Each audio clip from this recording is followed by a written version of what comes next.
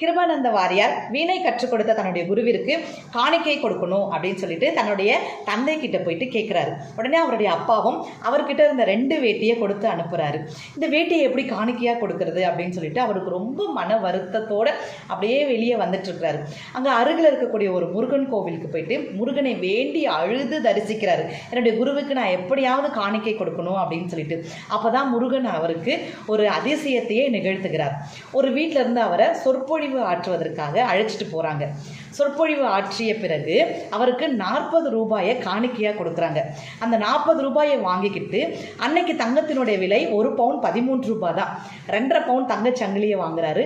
1/2 பவுனுக்கு ராமருடைய டாலரை வாங்கி நிறைய பூ பழங்கள் எல்லாம் வாங்கி ஒரு தட்டில் வைத்து 2 வேட்டியையும் அதில் வைத்து அவருடைய குருவிற்கு காணிக்கையாக கொடுக்குறாரு. குருவும் அதை ஏற்றுக்கொண்டு, நீ உத்தமனான பிள்ளை, கண்டிப்பாக உனக்கு தெய்வம்